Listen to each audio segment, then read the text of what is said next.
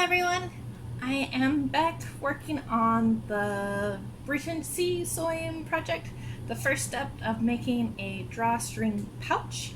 I've decided to go back to that one and put on hold for a little bit the other project, which is going through the sewing book, because I feel like I haven't done this first project in a while, so I'm just going back.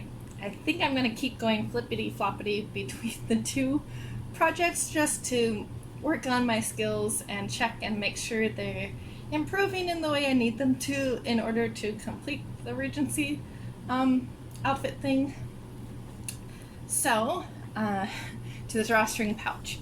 So since that is my first step and my first attempt at making a drawstring pouch, turned into not a drawstring pouch. It just ended up being a normal bag that, because I didn't use a zipper, it doesn't close. It's just like a tote bag that you throw things in. This time I am going to do things a little differently. So first off, I've already started on a much better footing. I cut the fabric out on my kitchen table and I have ironed it. So that is what is in front of me here. So I have this piece of fabric, which is going to be the outside, and I have this white piece of fabric, this muslin fabric, which is going to be my lining on the inside of my pouch, because I still want to have the inside lining pouch. And I had talked to my mom about making the drawstring pouch. So the YouTube video that I used as inspiration when I was first making the drawstring pouch cut two separate squares and sewed them together to make the bag. But my mom was talking about taking one square, folding it in half, and sewing up the sides to make a drawstring pouch. And I don't know which way is better, so I am through like strength or whatnot. I think the way my mom said would be better for strength because it's one piece of fabric that all the weight is going to be pushing against at the bottom instead of two together sewn. So I'm going to try it this way because I think that pouch will hold better and be stronger, and I do want to be able to put like a book and some other things inside the pouch. I want it to be an actual usable kind of purse situation. So that's what I'm gonna do. So I've already cut it out and I'm gonna sew it together. I'm thinking because I didn't notice when I was doing the first one that because I had miscut and everything, I actually had to cut away my sewing because I sewed my lining on first and then I sewed the bag together, and I actually had to cut away the line where I sewed my lining onto the bag first.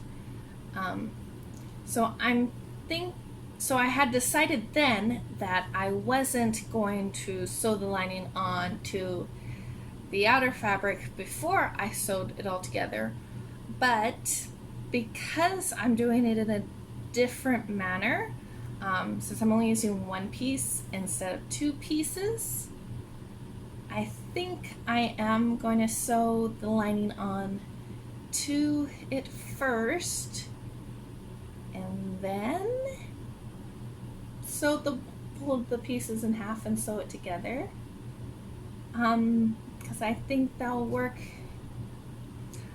I don't know, I just still don't like the idea of having to work with so many pieces to sew together, so I'm just gonna do that, which means I'm gonna follow along on the outside of all of this and just sew it all along and then fold it over inside out and sew up, leaving a gap, and sew up, leaving a gap to work as my channel for my drawstring.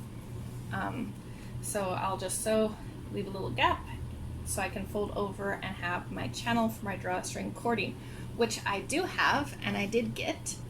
So I actually have cording that I can use for the drawstring way instead of just more fabric like I was planning on using my first attempt.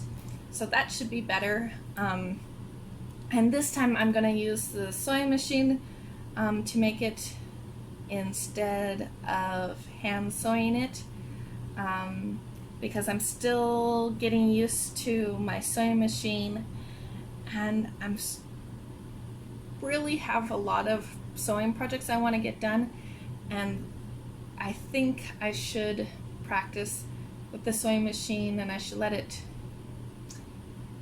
I just want to get things done faster. I want to get to the next step quicker. So I'm going to use the sewing machine so I'm a little bit faster, and I might actually end up giving up on the whole idea of hand sewing the whole entire Regency outfit and just use the sewing machine, because I am not that skilled and I am not that patient. So I might not be willing to wait that long to sew it all together and before I could wear it. So I probably am going to be just switching on over to sewing machine. But maybe I'll get around. Eventually I'll make an outfit completely hand sewing, but that right now is just a little beyond my reach. I'll work up to it.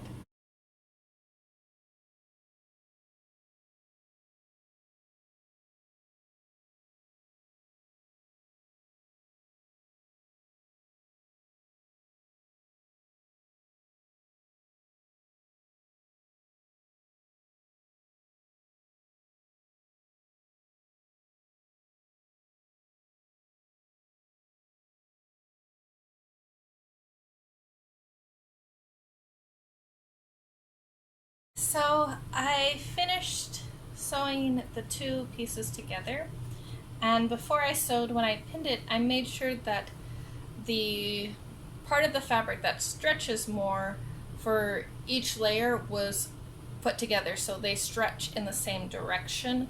I know there is a word for it, but I don't remember right now off the top of my head. But I'm not sure where I want the stretch to be. If I want the stretch to be more vertically, so it will be stretchier at the bottom of the bag, or more horizontally, so it'll be stretchier at the side of the bag, kind of, so it'll stretch out more sideways than vertically if I was holding the bag like this, so it stretches more sideways. Or if I want it to have, if I was holding the bag like this, for it to stretch more down this way than to the side. And since I'm not really sure about that, I'm not going to sew this yet together to make the bag. I'm going to try it out with a little piece of the fabric from the lining. I'm going to sew two separate pieces, each one with the stretch being vertical or horizontal, so one vertical and one horizontal, and then I'll see which one I like better for how the bag falls and how it holds things, because I'm worried where I put the stretch may make it rip out sooner or be less strong. So I want to test it out first, and then I'll turn this one into that. So I finished the first little drawstring test pouch thing out of the muslin inner lining fabric that I was going to use for the pretty, I think it's bear covered one that I'm doing in this video. But anyway, so I finished the first little test. This is the one where it's stretchiest this way, long ways instead of sideways, to see if this is a better direction for the stretchy part. I still don't know what it's called. I really should look it up. But I used yarn, since this was such a small little bag. I used yarn for my drawstring pouch, the drawstring part of the pouch, sorry. And it looks like it's actually going to be usable. It works very well, and it actually looks like a drawstring pouch, so I think this right here can be officially called my first completed finished drawstring pouch. Yay! So that's great. Now I just need to work on the other things. Oh, And this whole entire thing I did not machine sew. I did in fact hand sew this whole entire pouch, just because I haven't done any hand sewing lately and I wanted to get back and do that. And I was planning on doing my final complete one for my outfit hand sewn because I still want to accomplish that whole entire thing being hand sewn. So I wanted to get a little practice of that in, and since it's such a small thing, it looked like it'd be easy to do. And so I just did a simple back stitch along for the hem, and then I still don't know what it is called. I really need to look it up terms, but I simply just did it kind of over the edge stitch thing. So I just made a bunch of lines which basically rolled in the end of the two pieces of, I'm not sure what this part is called, but after I sewed, I had this little bit here and I just rolled it over and kind of just made lines over the top to bring it in to make it a little bit more sturdy and so it won't fray as easily.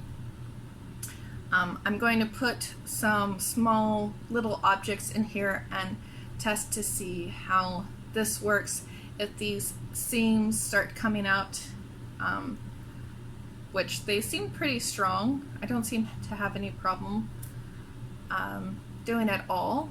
And I did sew down this, but I didn't sew down the end here, so I don't know if I will want to do that with my drawstring pouch because this part is very frayed here at the edges and I'm worried that they might come out because it's not fully sealed. So I don't know if I want to adjust that on the big one that I'm making or not, or if it's just something I just have to live with, because I do still need to have these strings come in and out like that to actually be usable, and if I sew down the edge there it might not. I don't know, but I do feel like I need to do something about this frayed edges. So maybe before putting these in, like tuck in the ends and sew along the, like tuck in, not sure if you can see it, but like tuck in this part here and then sew it along so I still have the opening, but these rough edges are inside instead of outside. I might have to do that to make it stronger and so those won't fray as easily. But this is my little test sampler thing done out of my cotton muslin, so it's very soft, and so it's just a test, so we'll see how it works and we'll see if I want the other way. So I still have to do it where the stretchiest part is this way instead of this way. So right now I have one that's vertical and I want one that is horizontal to see which one I like better for my drawstring pouch, and that way I will know when I'm sewing the pretty one. So I need to work on that. So I finished doing the two little sample test drawstring pouches, one vertically, one horizontally, with the stretch of the fabric or the grain of the fabric. I think that's what it's called. And I wasn't able to actually finish this one all the way through because it was a little bit too small. I couldn't fit my, I couldn't fit a clothespin through the channel here to do the yarn, but this stretch this way doesn't seem to be very useful. So I really think that the vertical stretch, using the vertical grain, is going to be better because this pouch seems to be usable and seems to have no problem at all. As you saw, I put some things in it and it's usable and it works. And this doesn't seem to work very well, even though it doesn't have the drawstring in it. I don't think it would work as good. and it would be really, really tiny. So I think I'm just gonna end up throwing this away because it's not complete or anything, and it's a really tiny piece of fabric, so I don't think I'll actually be able to reuse it. But I did hand sew this one just like I hand sewed this one, and because it was so small I couldn't do the turning down and sewing the channel, but I'll be able to do that on the bigger one. Problem is the shape of the bigger one, the one I actually want to do, is going to make it to have the grain go and the stretch go vertical like this. It'll actually end up looking more like this instead of like this, because the longer side is the not so stretchy part. The shorter side is the stretchy part. So I'm not sure how that's going to turn out with the bag. So we'll see. But I guess now I just have to sew it up and put in the channels and sew it and figure it out, see how it works. So since I finished the small little ones, I've decided to start back working on the big one. And the first thing I did was I sewed down this channel. When I was hand sewing the small ones, I did the sides and then I sewed across the channel thing, and that was easy to do, but like it was easy to get back over here and do it when I was hand sewing, but I was worried it wouldn't be so easy to do with the machine because there's less movability with the fabric and the hard machine than, you know, just by holding it and moving it with your hands. So I wanted to get this out of the way. And also with the small ones, the second one, I didn't measure my yarn before doing it, and I also with the first one I didn't measure my yarn before doing it, and the first one worked out okay, the second one didn't. So I wanted to make sure that my channels were actually big enough that I could get my cording through.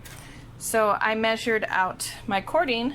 I just placed it here on the fabric and I folded it down so my cord will go all the way through and it will fit, and I wanted to get that, make sure that would happen. And so I sewed this down to make sure when I sew up the sides I don't go past this point and make it so that the cording can't go through. And maybe I should have folded this in before I started sewing this down, because now I can't. So I can't get rid of this raw edging here for the channels. So I guess in my next one I'm going to have to fold this down and then sew across, because I didn't think this out through. So that's where I'm at with here. So now I'm just gonna pin the sides back into place and sew it.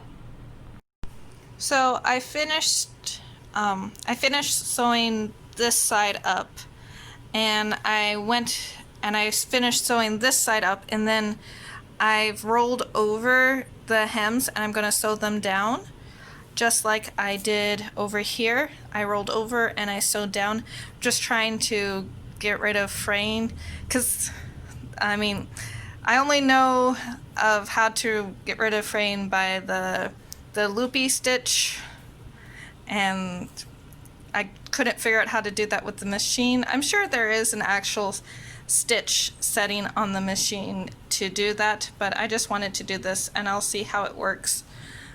Especially since when I hand sew the one that I want, the final project one, I'll be rolling it down, so I want to see how that works here. And it seemed to work fine on the little mini ones when I rolled over and did it, so I think it should be fine here. So I'm just gonna do that, and then that will have this finished, and I'll just have to put in the cording and it will be complete. Alright, so I finished the bag. I put in the drawstrings, and it was a little bit tougher than I originally thought, because when I measured out this channel here, I forgot that it needed to have the cording side by side. So I need to actually measure two cordings next to each other to figure out how big to make this channel instead of just one. But I did put one and then put a little room around it, so I was able to get the cording through. And as you can see, it pulls all the way through close. And I kind of like how because it was horizontal instead of a vertical pouch, it kind of gives the bag this almost curved seashell-like look, which I actually really like how it did that. So I'm actually kind of happy with how it turned out. And I did, because this was a cotton cording, I did have to put tape on it to get it through, and that was a little experience with it. And it opens just fine, so it's a perfectly usable bag, perfectly usable pouch, and the lining fits inside, and it's all good. It's exactly what I would like, except for I used a little bit more cording than what I needed to, and I did that simply because it was hard to get the cording pulled all the way through. So when I got to the end, I realized I had a lot extra over, but I couldn't move it around and maneuver it to make it so it'd be smaller and still usable. So I'm left with this bag using a lot of cording, which means it has a really long hold when it's all pulled tight together. Really long hand holding thing, so in the end you can hold it all the way down there. So that's, I don't know if that's going to be a nice feature or not. Maybe it makes it so you can actually maybe use this as a backpack, so you can have it doubled as a backpack, put your arms through the holes, or tie it off to something. I don't know, but it still turned out pretty good, and so I still like it. So I'm gonna say that I now have two bags, the little small tester bag out of just the cotton muslin, and then this one out of this cute little elephant, not bear. I think earlier in this video I said bear because I was just thinking of these ears, but this is actually an elephant. This cute little elephant bag with the muslin inside. So this really soft bag, but since it's cotton, it's washable, and yeah. So I'm really happy with how it turned out. And if you have any questions or suggestions on how I could do things better, or more on my thought process for this, just comment it down below. And let me know if you like this bag or if there is ways I could do better. And also if you have any other questions, like what the cording, where I got the cording or anything like that, just comment down below and let me know. And if you like this video, give it a like, and I will see you in the next video. Bye!